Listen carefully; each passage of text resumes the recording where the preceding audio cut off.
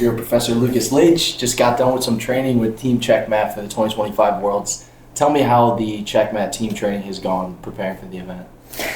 The team is doing great. CheckMat, maybe not everybody know, but it's an academy. Then it's a very spread towards the world. Instead, we have one place where everybody train. We have people in Europe, people in Brazil, California, Texas, Florida, and then but before the Worlds, everybody coming to California 3-4 weeks before the Worlds. So it's very nice to see different kind of. I was rolling with a lot of guys from Sweden. They're CheckMat Sweden, and they always bring some new technique. And Brazil right now, with Professor Sebastian have a very nice project with very young guys, very young talents, blue belts and purple belts, some juveniles. They all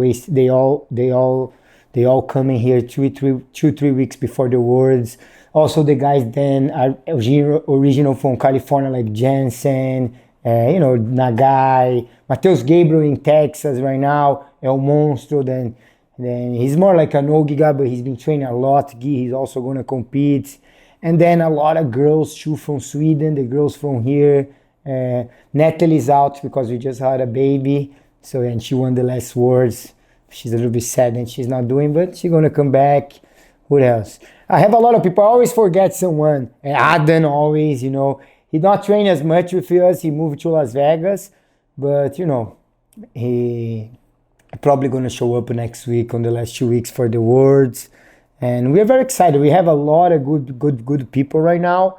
Like I say, the CheckMat style, instead everybody training together all year long in one place, is not. We are not like that. We have people then like Europe, Brazil, California, Texas, and then once in a while we get together and we train everybody. And it's very nice. It's a very, like today was a very nice way to train with different people from the same team but different culture and learn different techniques, and everybody try to help each other. Sometimes a little stress when like jiu-jitsu, when foot lock go a little bit too hard, they get mad, but then they say okay, sorry, and everything's fine. So we're very excited. It's really interesting because the CheckMat team seems so like tight knit, but you said everyone's kind of spread out all over the world. What do you think it is about the environment and all those academies that makes everyone feel like it's such a close team, even though they're kind of spread out?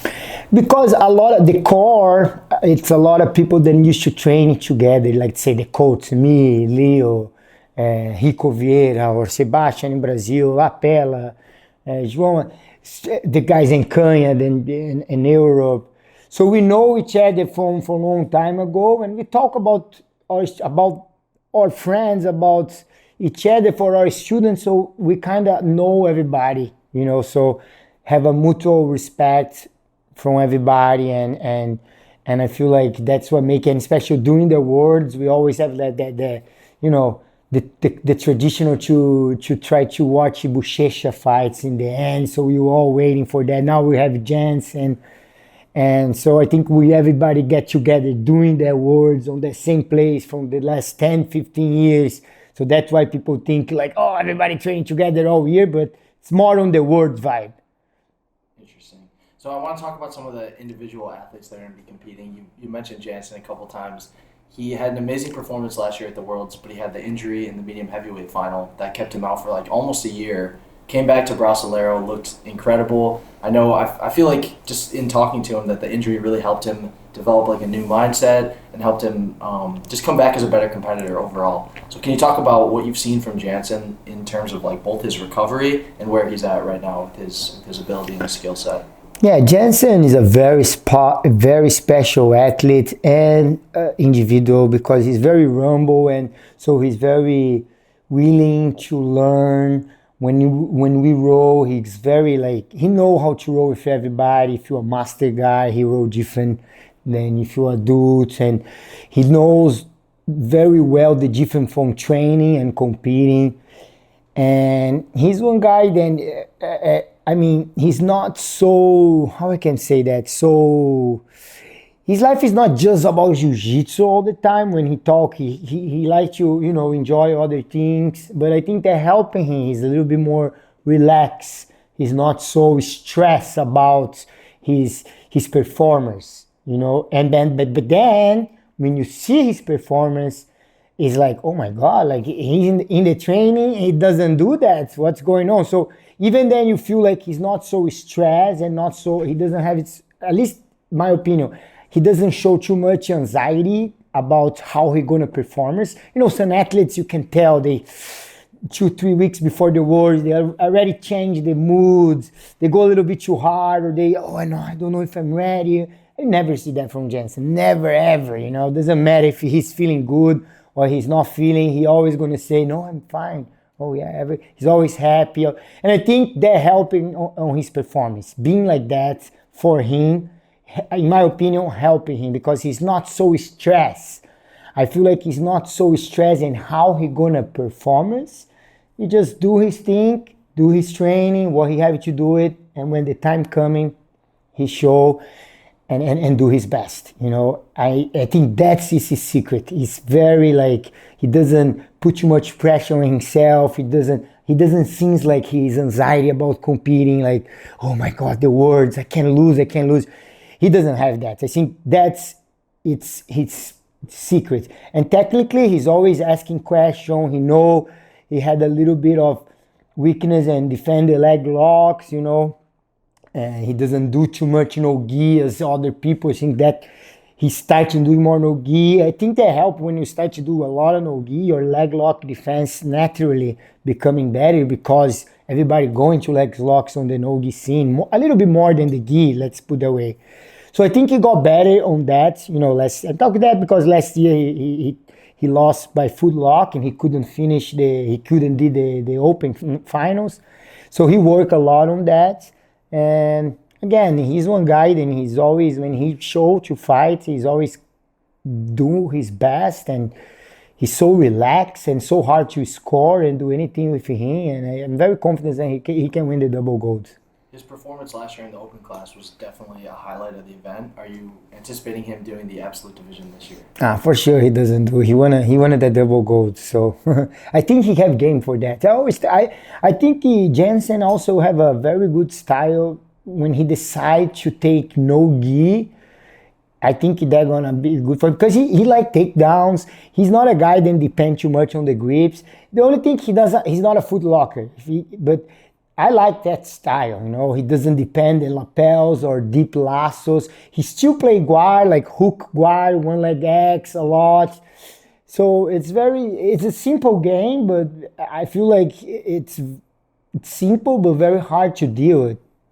Another CheckMat athlete who has a game that's really hard to deal with is Adam Wardzinski. He won the Worlds last year for the first time as a black belt, also won Europeans, Pans, Brasileiros. He's been absolutely on fire. So can you just talk a bit about Adam and what you think kind of took his game to the next level from prior years until this past year? Yeah, Adam is a special friend for me because I've been rolling with Adam since I think he was purple belt when he's showing up for the Worlds Champion. He always was tough, butterfly guard, very good back attack, mount position. He have the same style than, how I can say that, the old generation from CheckMat, me, Bochecha, João, not the same, but that have guard, top, mount, back attack, not as much as De La Riva or lapel guards. So, and I saw him trying to win the Worlds for a long time, and he never ever got even a medal. And seeing him last year winning the way that he did was amazing. It was very, very special for me. And he's one guy that we have a very good relation. He always go to La Habra when here in LA and try to train once, twice a week there, rolling with everybody, rolling with all my students, help all my students. He's a very nice guy. And he likes to train hard, but he's also very smart and drilling positions and studying the game. And yeah, he's awesome. I think he's going to win again. Lightweight division is going to have a couple amazing CheckMat athletes too. Jackson, the guy, he won middleweight last year, and also Mateus Gabriel. He won featherweight, I believe it was 2019 when he won his world title. But can you talk about those two guys and your expectations for them? Yeah, those guys are special for me because they always, not always, but since they're purple brown belt, they've been training here with me in La Habra and Ampiland. Now they have their own school, they're doing good as a coach too. But they're different, you know. Those guys from Manaus, they have a different game than the old school from hardcore. Very submission, especially both. Né? Jackson, a guy a little bit more top game. Take down. I can't say too much because if I say his top game, he say, oh, so my guard. You think my guard sucks? So he's a little bit like that. So, but no, your guard is good. But I love his top game. Mateus Gabriel, I love his guard. But both guys do both. But they go to subby a lot, you know. They go to subby from everywhere. So it doesn't matter. Those are two guys, and it doesn't matter if they win or lost. It's going to be nice to watch, you know. And his brother too, Samuel Nagai, Francisco Lo too. Francisco Lo, Jackson Nagai, Mateus Gabriel, and Samuel Nagai are four guys. Then it doesn't matter if they win or lost. You're going to enjoy to watch them. You know, they go to the submission from the beginning to the end. They push the pace. They're going to try to get the tap from top, from standing up, from bottom. So it's very exciting. The thing is, that division is very hard. Man. We never know what's going to happen. I put my money on Jackson and Mateus Gabriel. You know, I think they can make all the way to the final and fight each other, and then it would be amazing to watch, you know. They say I like to steer the pot. But I just saying, like, they are very nice to watch, you know. Every time, like last Pan Ams, they lost for the same guy. The guy is awesome, he won. But even too, I'm not saying about the guy, he did awesome, he won the tournament, but he had a different game. He was more, I'm not saying stalling, but and he did great. He was able to shut down Mateus and Jackson game, okay, and he won fair and square. Nice guy. Probably it's very hard to fight with the guy, but I guarantee, I think everybody wish to see the final between Mateus and Jackson. It would be much more, not against the guy game. He did awesome. He beat both of the guys, but I guarantee the final would be nice to watch. If it was Jackson and Mateus Gabriel, that would be an amazing match to watch. And they lost for the same guys. So I know Lucas, we need to beat that guy. And yeah, and they try hard, you know, they study that guy game. It's very tight, high. He doesn't try to pass too much, but he does enough to don't get stolen. He's a very smart guy too. But they train hard to beat that kind of game when they do a little bit more slow, less risk game, because they like the movement. Eh? So we have been training that, like how to dealing when someone doesn't want to engage too much and someone wanna not risk too much, stay on their base. So they are working on that. So I think they're gonna do amazing. That's awesome. So before we let you go, you did mention that you just had a baby. So first time dad, just want to hear about how that's been going so far. It's amazing. That's my first son, and I'm already 42. So I told Natalie the beginning of last year, say, Natalie, if I wanna have a baby, if you wanna have, I need to have this year because I'm getting old. Okay, are you sure I'm gonna stop to take pills? Blah blah blah. That was in January. So, and then funny thing is, like, Natalie, I don't know if people know that, but she won all the tournaments, not all, but all the men tournaments in IBJJ black belt adults.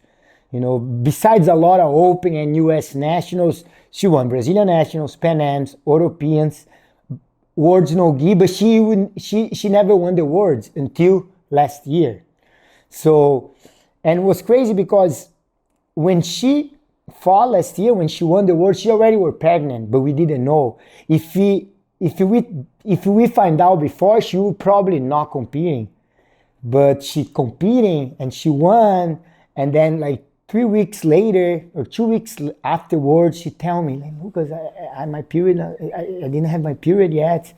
I don't know, maybe I'm pregnant. So I bought the test and she was pregnant. So it was a perfect time, you know. She finally won the Worlds, then was the tournament, and she always want to do it. And she got 330 place. She never went to the finals.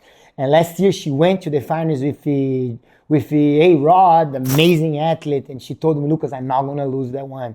And I even coached too much the final. And she won, and then she found out. So it was on the perfect time.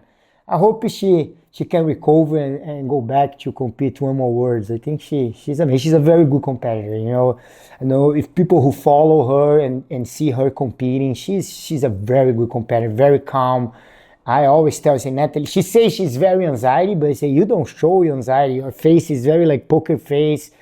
You want a lightweight. She beats a lot of girls at lightweight too, like Luisa, even Bia Mesquita, Bia Basilio, even Fion. She lost for the girls more than she won, but she had the win. But I told her, I said, Natalie, these girls are very good, and I feel like they're a little bit bigger than you. And I think you can't drop to the featherweight. I think featherweight will be stronger. Because I feel like Luisa, Fion, and Janaína, a little bit bigger than Natalie. You know, I think they dropped from middleweight. At first he goes, oh, so you don't believe in me on lightweight? I say, Natalie, I think if you drop to featherweight, you're gonna win. And she did. She did the diet. It was hard. She make and she win, and then we find out she was pregnant. So it was perfect. It was a very good year. Hopefully we get to see her back out there on the mats at some point. I hope so. Thank you so much for your time. We really appreciate it. Can't wait to see you and the rest of the team in the pyramid at the Worlds in a couple of weeks. Okay, thank you. Thank you.